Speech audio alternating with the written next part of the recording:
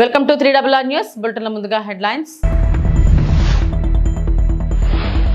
బూతుల పార్టీ మాటలకు విలువ లేదు Anagani Satyaprasad.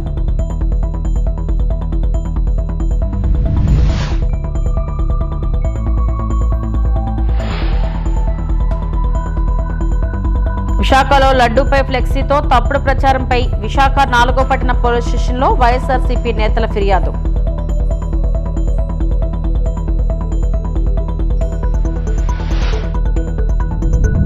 Phone tapping case విచారణకు సిద్ధమే కవిత స్పష్టం.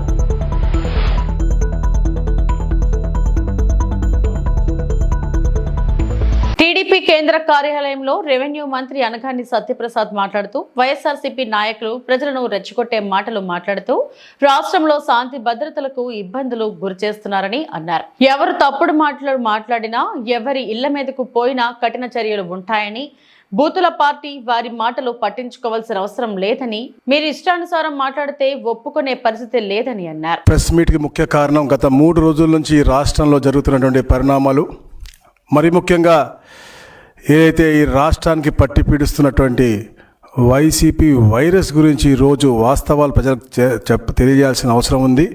ఏదైతే ఫేక్ ప్రచారాన్ని వారు చేస్తూ ఉన్నారో దాన్ని ఎండగట్టడానికి ఈరోజు నేను ఈ మీడియా సమావేశం పెట్టడం జరుగుతుంది.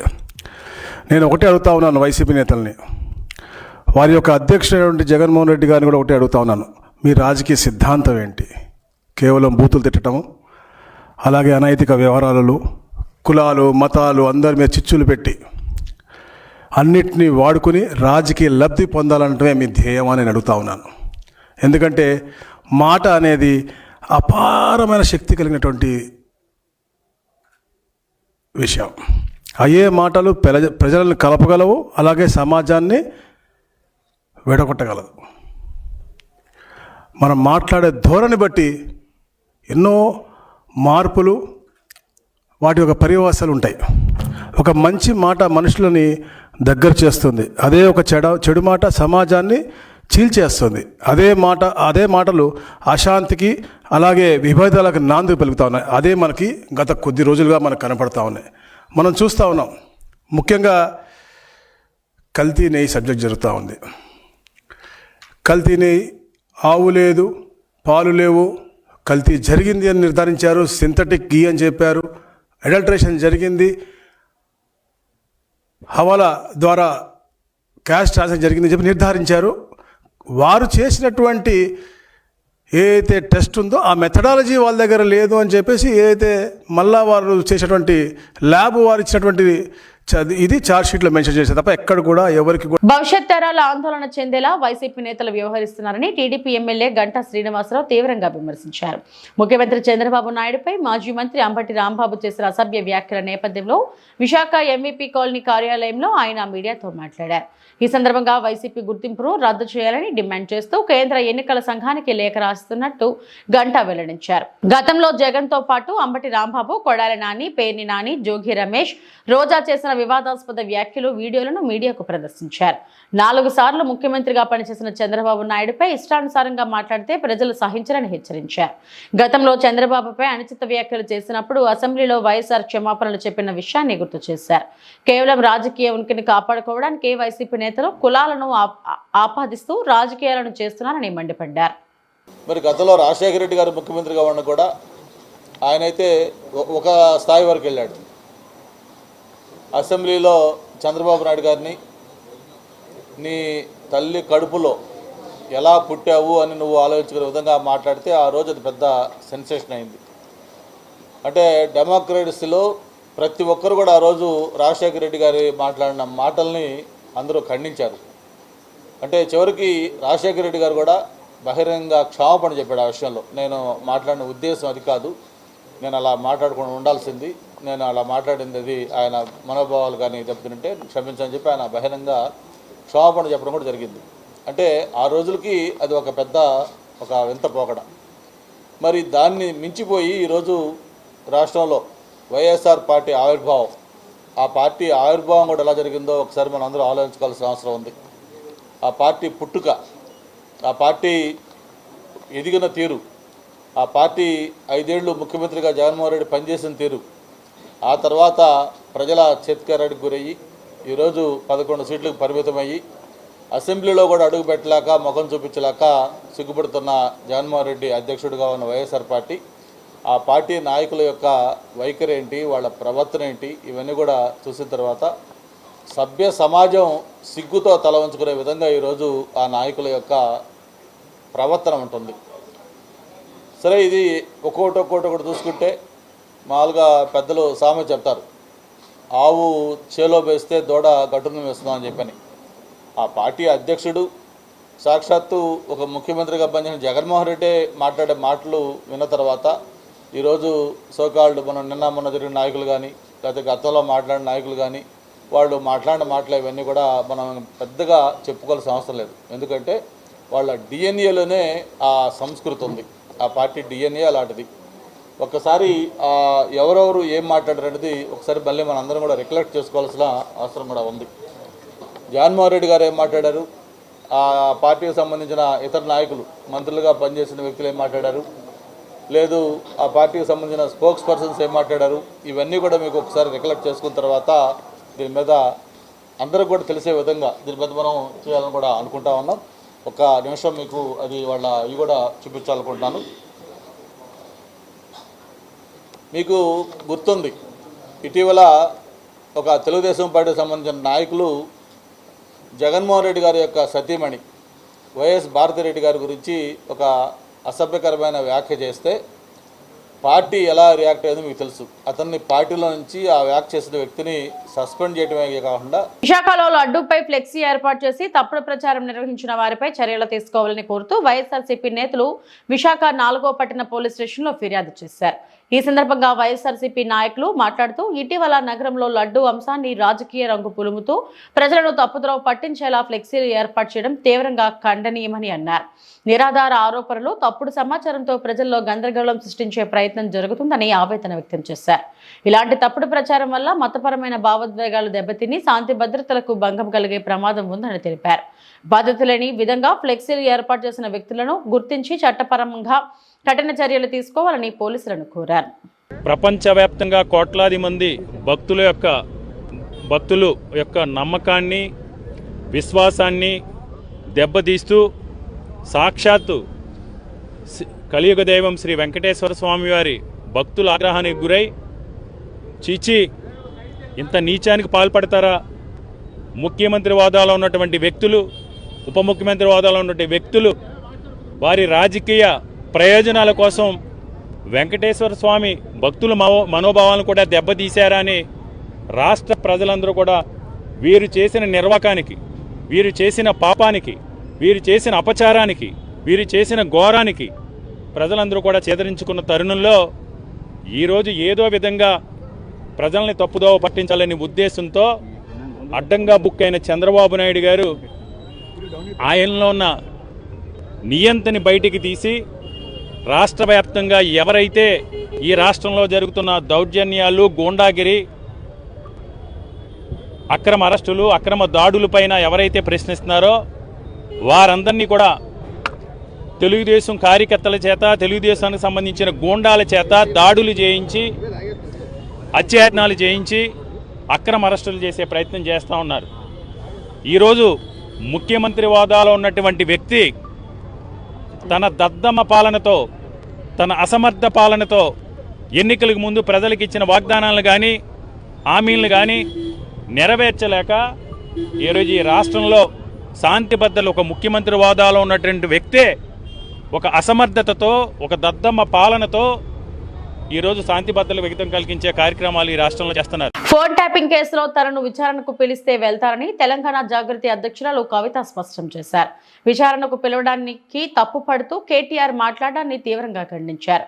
గుంట నక్కలతో కలిసి నాటకాలు ఆడుతున్న కాంగ్రెస్ ప్రభుత్వం కేసు విచారణను తేల్చడం లేదని ఆరోపించారు. నేనేమంటున్నా బ్రదర్, మన ఏం జరిగిందో నాకు తెలియదు. చట్టానికి ఎవరు కూడా అతీతులు కాదనడానికి మాత్రం మనము ఆలోచన చేసుకోవాలి. సేమ్ థింగ్ నిన్న కేసీఆర్ గారిని ఫోన్ ట్యాపింగ్ పిలిచిన తర్వాత కూడా మళ్ళా వర్కింగ్ ప్రెసిడెంట్ కేటీఆర్ గారు మాట్లాడుతూ అనేకమైన అంశాలు చెప్పారు. విచారణకు పిలవడం నేరము, ఘోరము అన్నట్టుగా మాట్లాడినారు. నేనేమంటున్నా, ప్రజా జీవితంలో ఉన్నప్పుడు అనేకమైన అంశాలు ఉంటాయి, వాటి కాన్సిక్వెన్సెస్ ఫేస్ చేయాల్సి వస్తుంది. సో ట్రాన్స్పరెంట్గా విచారణ కొనసాగడానికి అందరం కూడా సహకరించి ఈ అంశాన్ని ఎంత తొందరగా క్లోజ్ చేస్తే అంత మంచిది. Thank you. నేనేం తప్పు పట్టట్లే. నేనేమంటున్నా, వారు మాట్లాడిన మాటలు చూడండి. ఎట్లా అయితే మంచోడైనా చెడ్డోడైనా మేము చెప్పిన వాళ్ళకే ఓటేయాలన్నారో, అసలు మమ్మల్ని విచారణకే పిలవద్దు అన్నట్టు మాట్లాడుతుంది. అసలు ఆ సిచ్యువేషన్ ఎందుకు వచ్చింది? ఇన్ని రోజులు పిలవలేదు కదా కేసీఆర్ గారిని విచారణకు. ఇప్పుడు ఆ సిచ్యువేషన్ వచ్చింది కదా. ఆ సిచ్యువేషన్ ఎందుకు వచ్చిందో ఇప్పటికన్నా అంతర్గతంగా వాళ్ళు పరిశీలన చేసుకోవాలి. ఒకటి. రెండు, ఒకవేళ పిలిచిండ్రు అనుకోండి విచారణకు, పోక తప్పదు. ఇప్పుడు రేపు నన్ను పిలిచినా పోతా. నన్ను కూడా అప్పుడు ఈడీ సిబిఐ పిలిస్తే పోతే కదా. నేను చేసినా నేరం చేయలేదా అనేటటువంటిది నేను చేయలేదని నా మనసుకు తెలుసు, కానీ అది ప్రూవ్ అవ్వాలి కదా. ఇప్పుడు కూడా అదే జరుగుతుంది. సో చట్టానికి అందరం కూడా సహకరించాలి. పిలిచినప్పుడు పోతాం. కాకపోతే ఆ యొక్క ఆలోచన విధానం ఏదైతున్నదో అందులో మార్పు రానంత కాలం బీఆర్ఎస్ పార్టీని మాత్రం ఎవడు కూడా బాగు చేయలేడు. తప్పకుండా చట్టానికి సహకరిస్తాం కదా. చట్టానికి సహకరించకుండా ఎందుకుంటాం? వెళ్తాం. ఓన్లీ థింగ్ నేనేమంటున్నా అంటే, కాంగ్రెస్ గవర్నమెంటు గుంటనక్కగతోని కంప్లీట్గా మ్యాచ్ ఫిక్సింగ్లు ఉన్నారు కాబట్టి వాళ్ళు దీన్ని కంక్లూడ్ చేయరు. నిజమైన నేరస్తులు బయటకు వస్తారని నేను అనుకుంటలేను. ఏదో టైంపాస్ చేసి ఇప్పుడు మున్సిపల్ ఎన్నికలు 10-11 రోజులు హడౌట్ చేసి వదిలేస్తారేమో అనేటటువంటి ఆలోచన నాకున్నది. కాబట్టి Congress has to prove if the government is transparent, if they are serious, investigation should go forward. ఏడబోతుంది 2 ఏళ్ల నుంచి ఎక్కడ వేసిన గొంగలు అక్కడే ఉంది, తిరిగిన దగ్గరే తిరుగుతూ ఉన్నది. సో స్టాండ్ వేసి సైకిల్ తొక్కినట్టు ఉంది పరిస్థితి. అట్లా కాకుండా కంక్లూడ్ కావాలని కోరుతున్నాను. ప్రజాస్వామ్య వ్యవస్థపై జరుగుతున్న దాడిని అడ్డుకుందాం.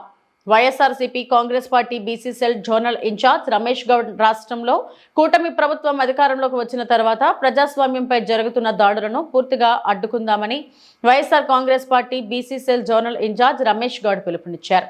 సోమవారం ఉదయం అనంతపురం నగరంలోని జెడ్పీ సమావేశ మందిరంలో ఉన్న జ్యోతిరావు పూలే విగ్రహానికి పూలమాలలు వేసి నివాళులు అర్పించారు. అసమానతలు లేని సమాజాన్ని నిర్మించేందుకు కలలు కన్న జ్యోతిరావు పూలే ఆశయాలను కొనసాగించేందుకు ప్రజాస్వామ్య వ్యవస్థపై జరుగుతున్న దాడుల నిర్మూలనకు అన్ని వర్గాలు కలిసి రావాలని ఆయన పిలుపునిచ్చారు. కూటమి ప్రభుత్వం అధికారంలోకి వచ్చిన తర్వాత మాజీ మంత్రులపై కక్ష సాధింపు చర్యలతో భాగంగా దాడులకు పాల్పడడం, వారి ఇళ్లపై దాడి చేయడం వంటి కార్యక్రమాలను కూటమి నేతలు చేస్తున్న నేపథ్యంలో దానిని అన్ని విధాలుగా అన్ని వర్గాల ప్రజలు అడ్డుకోవాలని పిలుపునిచ్చారు. ప్రభుత్వంలో ఈ మధ్యకాలంలో మనం చూస్తూ ఉన్నాం. ఈ రాష్ట్రంలో జరుగుతున్నటువంటి అన్యాయమైనటువంటి పరిస్థితులపైన, జరుగుతున్నటువంటి దాడులపైన, అరెస్టులపైన, దుర్మార్గమైనటువంటి పరిపాలన పైన ఒక పక్క మా పార్టీకి సంబంధించినటువంటి మాజీ మంత్రులు అంబటి రాంబాబు గారు కావచ్చు, జోగి రమేష్ల పైన కావచ్చు, దాడులు చేయడంతో పాటు వారి ఇళ్ళని తగలబెట్టి చంపేటటువంటి ప్రయత్నాలు చేయటాన్ని నిరసిస్తూ ఇవాళ అనంతపురం జిల్లాలో సాక్షాత్తు ఏదైతే అసమానతలు లేనటువంటి సమాజం కోసం తన జీవితాన్ని త్యాగం చేశాడో, తొలి మహాత్మా జ్యోతిబా పూలే గారి విగ్రహానికి నివాళులు అర్పించి మేమందరం కలిసి వైఎస్ఆర్ కాంగ్రెస్ పార్టీ నాయకులందరూ కలిసి పెద్ద ఎత్తున నిరసన కార్యక్రమాలు చేయడం జరుగుతూ ఉంది. ఇది కేవలం ఒక జోగి రమేష్ గారి పైనో లేకపోతే అంబటి రాంబాబు గారి పైన జరిగినటువంటి దాడిగా చూడకూడదు. ఇది ప్రజాస్వామ్య వ్యవస్థ పైన, భావ ప్రకటన స్వేచ్ఛ పైన, అదేవిధంగా భారత రాజ్యాంగం పైన జరిగినటువంటి దాడిగా మేమందరం కలిసి పరిగణిస్తా ఉన్నాం. మనమంతా చూస్తున్నాం, పూర్వకాలంలో రాజులు తమ పరిపాలనలో వ్యతిరేకత వచ్చినప్పుడు, పరిపాలన చేత కానప్పుడు ఆ పరిపాలకులు ఎవరైతే ఉన్నారో పాలించేటటువంటి పరిపాలకులే. అనంతపురం జిల్లా టీడీపీ కార్యాలయంలో తన చెప్పుతో తాను కొట్టుకున్న టీడీపీ రాష్ట్ర కార్యదర్శి రాయల్ మురళి సీఎం చంద్రబాబుపై మాజీ మంత్రి అంబటి రాంబాబు చేసిన వ్యాఖ్యలకు నిరసిస్తూ చెప్పుతో రాయల్ మురళి కొట్టుకున్నారు. అంబటి రాంబాబు బలిజ కుటుంబంలో పుట్టిన చీడ పురుగు అని ఆయన వ్యాఖ్యానించారు. అంబటి రాంబాబు బలిజ కులానికే మచ్చ తెచ్చాడని, అంబటి రాంబాబుని కొట్టలేక నన్ను నేను కొట్టుకుంటున్నానని ఆయన తెలిపారు. సీఎం చంద్రబాబు కాపుల కోసం అనేక సంక్షేమ పథకాలు ప్రవేశపెట్టాడన్నారు. అధికారంలో ఉన్నప్పుడు జగన్ కాపులకు ఏమి చేశాడో అంబటి చెప్పాలన్నారు. రంగా గారు ఎక్కడా, నువ్వెక్కడరా? ఈరోజు వైకాపా వాళ్ళు ప్రచారం చేసుకుంటున్నారు. రంగా గారి ఫోటో పక్కన బ్రోకర్ గారి ఫోటో. రంగా గారి విగ్రహాలు విజయవాడ మొదలుకొని విజయనగరం వరకు నెలకొల్పిన ఘనత రంగా గారి చరిత్ర. ఈరోజు తెలుగు రాష్ట్రాలే కాదు ప్రపంచ దేశాల్లో నీ కటౌట్లకు నీ చిత్రపటాలకు చెప్పులతో కొడుతున్నారా? మేము కాపు కులంలో పుట్టి చాలా తప్పు, మా కులంలో పుట్టి నువ్వు తప్పు చేశావు కాబట్టి మేము సాటి కులస్తులుగా నిన్ను చెప్పుతో కొట్లాక మా చెప్పులతో మేమే కొట్టుకుంటామరా. యూజ్లెస్ ఫెలో బ్రోకర్గా ముఖ్యమంత్రి గారు మీరు క్షమాపణగా మేము ఒకటే చెప్తున్నాం, మేము దయచేసి మీ సహనాన్ని మీ ఓపికని మీరు అద్దులు ఉన్నాయో కానీ మాకైతే అద్దులు లేవు. చాలా బాధాకరమైన విషయం. ఈ రాష్ట్రం కోసం నిరంతరం పనిచేసే మీరు మిమ్మల్ని ఇలా దూషిస్తూ ఉంటే మేము చాలా బాధపడుతున్నాం. ఈ రాష్ట్రంలో సిగ్గు తెచ్చుకుంటున్నాం. శ్రీకృష్ణదేవరాయలు గారు ఎన్నో సంవత్సరాల క్రితం కట్టిన చెరువులు ఆయన పేరు ఈ రోజు వరకు కూడా తలుచుకుంటారు. మా కాపు కులంలో పుట్టి తప్పు చేసినవరా యూజ్లెస్ ఫెలో, నిన్ను చెప్పుతో కొడితే మాకు పాపము, మేము కొట్టుకోలేక కాపు కులస్తుడిగా కాపు కార్పొరేషన్ డైరెక్టర్గా నేను పనిచేశా. కాపు కులస్తునిగా నువ్వు చేసిన పనికి ఎందరో మహిళలు మేధావులు అంతా రోడ్ల మీదకి చెప్పులతో నీ చిత్రపటాలు కొడుతున్నారు. నేను కాపు కులస్తునిగా నేనే నా చెప్పుతో కొట్టుకుంటున్నారా? యూజ్లెస్ ఫెలో జగన్మోహన్ రెడ్డి గారు వెంటనే ఇలాంటి కామాంధుల్ని పార్టీ నుంచి బహిష్కరించి సస్పెండ్ చేయాల్సిందిగా కోరుతున్నాం. తిరుమల లడ్డు ప్రసాద విషయంలో సిబిఐ రిపోర్ట్ తర్వాత చంద్రబాబు ఆత్మరక్షణలో పడ్డారని, డైవర్షన్ పాలిటిక్స్ లో భాగంగానే వైఎస్ఆర్సీపీ నేతలపై ఆయన దాడులు చేయిస్తున్నారని వైఎస్ఆర్సీపీ జిల్లా అధ్యక్షుడు టీటీడీ మాజీ చైర్మన్ భూమన కరుణాకర్ రెడ్డి అన్నారు. సోమవారం ఆయన మీడియాతో మాట్లాడారు. సిబిఐ తన నివేదికను కోర్టుకు సబ్మిట్ చేసిన తర్వాత పూర్తిగా ఆత్మరక్షణలో పడిపోయి తప్పు చేసింది మనమే అని వాళ్లకు అర్థమైపోయి ఎదురుదాడికి ప్రయత్నం చేయాలన్న ఆలోచనతో రాష్ట్ర వ్యాప్తంగా నెయ్యిలో కల్తీ దొంగలు, లడ్డూ దొంగలు వీరేనని జగన్ గారు, మా నాయకుడు, నేను, సుబ్బారెడ్డి, మా ముగ్గురి ఫోటోలతో రాష్ట్రమంతా కూడా అనైతికమైనటువంటి ఫ్లెక్సీలను ఏర్పాటు చేశారు. దీని మీద కావాలనే అయినా కూడా జనం నమ్మే పరిస్థితి పోయింది కనుక ఉద్దేశ్యపూర్వకంగా పని కట్టుకొని యాదృచ్ఛికంగా కాదు, భావోద్వేగపూరితంగా కాదు, పక్కా ప్రణాళికతోనే వైఎస్ఆర్ కాంగ్రెస్ పార్టీ నాయకుల మీద ఏదో ఒక నెపం మోపి వాళ్ల మీద దాడి చేయాలా అన్న ఆలోచనతోనే అంబటి రాంబాబు గారు తను అన్నటువంటి మాటలకు క్షమాపణలు చెప్పినా కూడా సహించలేకుండా చంద్రబాబు గారి ముఠా ఆయన ఇంటి మీదకి 3,000 మంది రౌడీ మూకలను పంపి, ఆ రౌడీ మూకలలో కూడా తెలుగుదేశం పార్టీకి సంబంధించినటువంటి కార్యకర్తలు, నాయకులే కాకుండా యాంటీ సోషల్ ఎలిమెంట్స్ ని పురికొల్పి జోగి రమేష్ ఇంటి మీద, రాంబాబు గారి ఇంటి మీద దాడి చేయించిన మాట పచ్చి వాస్తవం. మేము రాంబాబు అన్నటువంటి మాటను ఏ రకంగానూ కూడా సమర్థించము. ఆయన చేసింది తప్పు, పొరపాటు అని చాలా స్పష్టంగా చెప్పటం జరిగింది. ఆయన కూడా అంగీకరించి క్షమాపణలు కోరటం జరిగింది. కానీ డైవర్షన్ పాలిటిక్స్ లో భాగంగా భరించలేని చంద్రబాబు గారి పార్టీ, జనసేన పార్టీ ఈ రకంగా రాష్ట్రమంతా ఓ విధ్వంసకర రాజకీయాన్ని చేయటానికి దాన్ని సాకుగా తీసుకొని మా మీద దాడి చేస్తున్నది. సిట్ ఇచ్చినటువంటి రిపోర్టులో ఎక్కడ యానిమల్ ఫ్యాట్ కలపలేదు అన్నటువంటి విషయం తెలిసిపోయింది.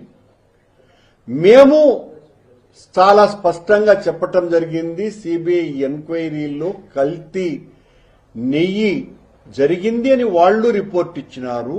ఆ రిపోర్టులో ఎక్కడ కూడా ఆనాటి పాలక మండలి అధ్యక్షులు గాని పాలక మండలి సభ్యులు గాని ఉన్నత అధికారుల ప్రమేయం కానీ ఆ అవినీతిలో ఆ కల్మషంలో వాళ్ళు భాగస్వాములు కాదు అన్న విషయం చాలా స్పష్టంగా తన సప్లిమెంటరీ ఛార్జ్ షీట్లో సిట్ పేర్కొన్నది.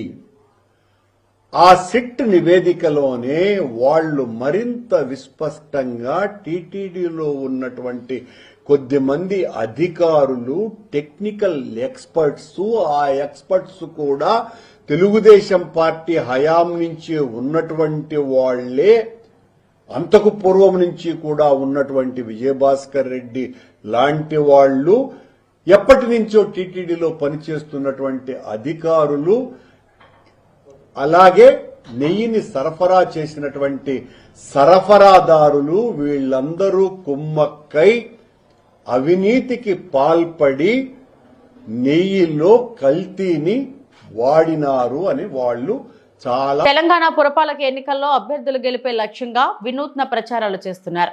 ఇందులో భాగంగా ఒక్కొక్కరు తమదైన శైలిలో ప్రచారంలో దూసుకెళ్తున్నారు. భద్రాద్రి కొత్తగూడెం జిల్లా అశ్వారావుపేట పురపాలక ఎన్నికల్లో కాంగ్రెస్ అభ్యర్థి ప్రచారం అందరి దృష్టిని ఆకర్షించింది.